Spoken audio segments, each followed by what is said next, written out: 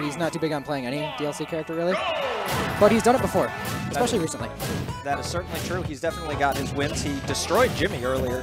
Jimmy, somebody who he's actually had a little bit of a mini bracket demon of in the past. Jimmy's got a lot of wins on Dan, but Dan was just not having it today. Yeah, no, Dan and I actually practiced together for Cloud Mario before bracket. Yeah, that's definitely looked helpful. He was certainly ready for it, and with a little bit of luck, he'll be able to utilize that practice that he had and this mentality and this momentum that he's had, and he can take it to Tyroy here. See if he can get this first stock. He's already put Bayo up to 80%. He had taken no damage previous to that. He's doing really well in neutral by keeping Bayo out, which is typically something that the Bayo will do to you. But with Dan taking control of the situation like this, he can force Bayo to approach him. And Tyroy's not as good on the approach, but he's still pretty good because he does stuff like this. Yeah, Tyroy does not mind taking a little bit of damage early because if he builds the rage, he can turn it into an insta-kill. But getting caught on the platform, Dan ready with the back throw, going to take the one-stock lead. Uh-oh. Tyroy was not looking to finish off a stock there. He just wanted to put up damage. And he catches Dan on land with another grab. He's got about that percent where any witch time will kill, just about from anywhere on the stage. But he doesn't have the rage to do any Bayo combos that right when Dan comes back, he'll be able to take the set. Yeah, Tyroy, knowing that, is very likely to not fish for it. He's been very good in the past about not fishing for witch times, especially for stock. Occasionally he'll do it earlier and try to force an early stock kill and just take all of the momentum from you. But Dan coming out real strong. Tyroy didn't really have the opportunity to do that early on. Yeah, but Tyroy's already answered right back, and they're back at even. They are even stage, even per set count, and Dan looking to take more of the lead than he had before, but bad winning out of the combo, and Dan gonna down throw forward smash, something he's been doing a lot more of lately ever since he's discovered the combo percentage window of down throw forward smash. It's kind of become a go-to for him. He's been getting a lot of kills with forward smash. It's a bit easier on Bayo because she's taller. Yeah, it certainly helps. The stiletto's biting Bayo here a little bit. Unfortunate for her. Are we going all the way up? No, not yet. Nah, he lost his triple jump, but he is going to take a good chunk of damage. So Dan looking to put on any percent he can. Smart not to up B. Worst thing that could happen to you there is you get witch time and he fast falls, jumps back up and kills you. But he might be going all the way to the top anyway. Second name to the top just yet. Ooh, This could be it. Oh, Oh, he gets the soft spot. cape? No cape? No cape. Hashtag. Dan doesn't go for cape, I feel like, enough on Bayonetta. It's something I'd like to see him do more. Right, he loses his double jump, but he's able to make it back to stage safely. Real tense situation here. Yeah, so at this point, it's really just a matter of Tyroy avoiding up smash and back throw. And other than that, Dan's not going to really have a good time killing, because he's still just shy of that percent where back throw's going to kill. Yeah, it's really unfortunate for Mario just not having as many kill options against the character, against any character really, but certainly not Bayo. And if you fish for something like that up smash, he's just super punished. He could have witch timed and he could have just up the kill. Oh, he does catch the up smash. Wow, Tyroy fast falling into that. Dan was ready. Gonna take game one.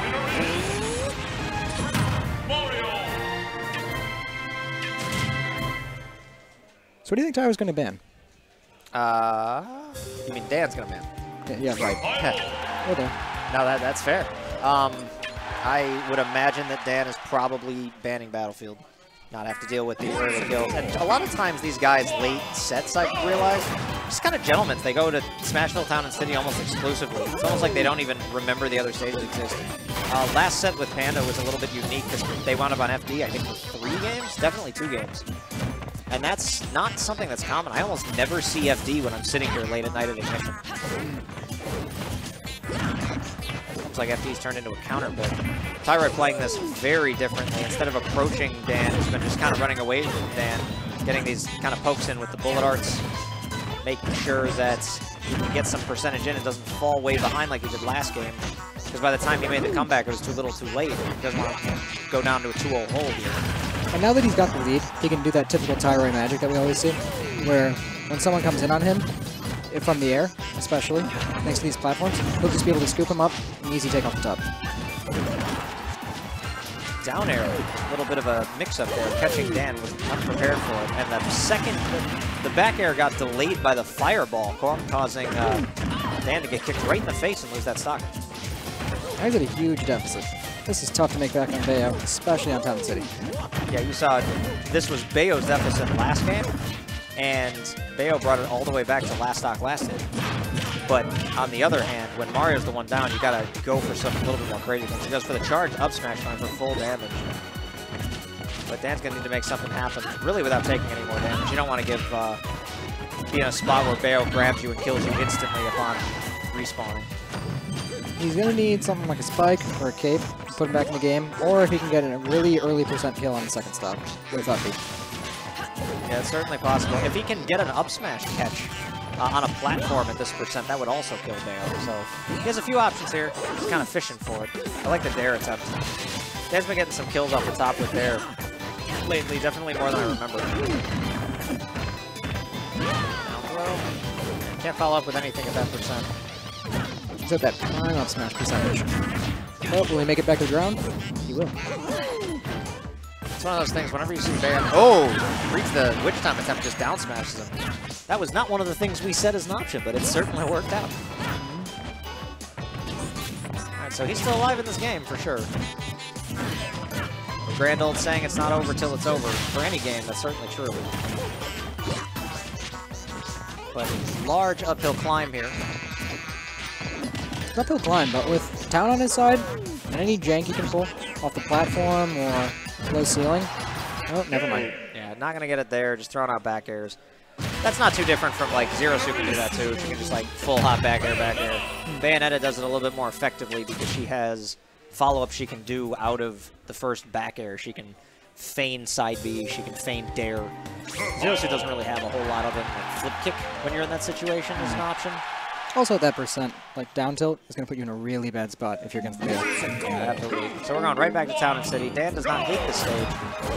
Given his limited options for kill moves and the fact that he's been getting a lot of forward smash connections as of late, being able to kill sooner, you get like a forward smash at 80 on the sweet spot and kill them. Not the worst decision for a stage. And here it is again with Dan, just playing a bit more laid back, trying to make Tyroy come to hit. It's kind of hard for Mario to just like stone approach. Just as a character, he doesn't have all of that as an option. If he can get to you, that's fine. And we've seen Dan do a lot of, basically, not a tech chase, but like a chase. This happened on when he was playing his last set against Jimmy. He would just run after Jimmy and get the grab.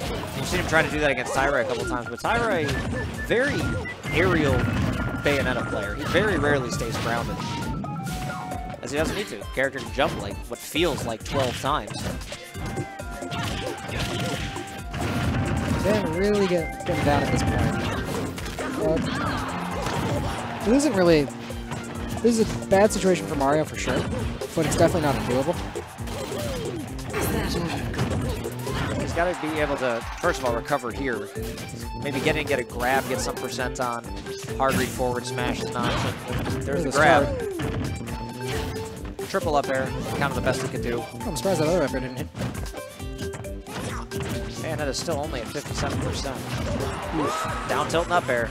Bread and butter for Bayonetta. Character is got some very good confirms. Alright, now Dan kind of fishing for a grab. There's not a whole lot you can do in this situation when you're behind. You gotta kind of make something happen. Tyroy going for some cheeky early kill there.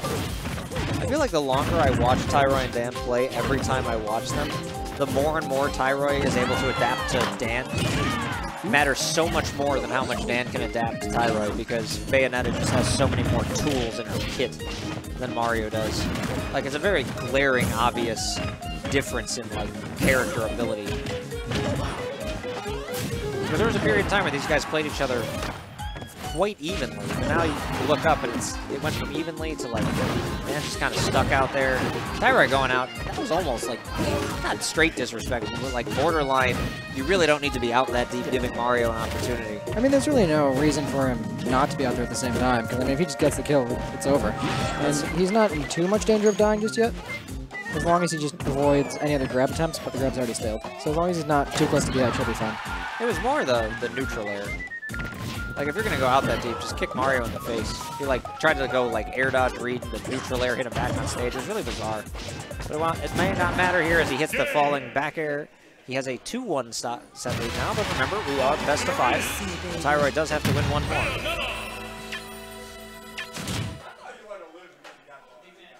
Dan gonna take a second. Probably think about what he wants to do now. Town and City may not be the best direction to go in now that Tyroy's adapting to him a little bit better. Yeah, but he's sticking to his guns. When it's good, it's good. Currently, his only set win is not on the stage. He won on Smashville. Tyroy probably doesn't want to go back to Smashville.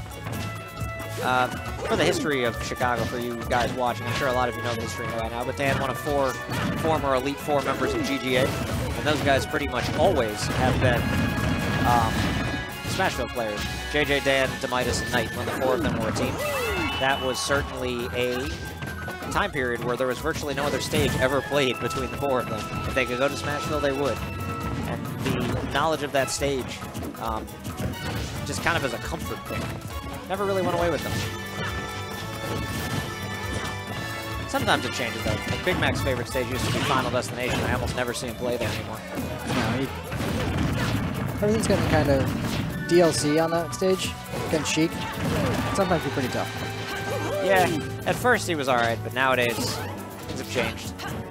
As Dan falling behind quite a bit again, that back air, not the best DI, but he is going to be able to live through it. He's only going to be able to live through that a few more times. Let's see if he can get a lead.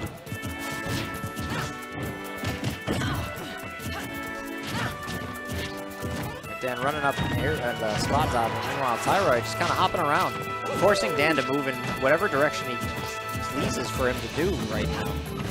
Run out hitboxes. He goes for the grounded side view. He hadn't done that pretty much the whole time. Dare not quite going to kill yet.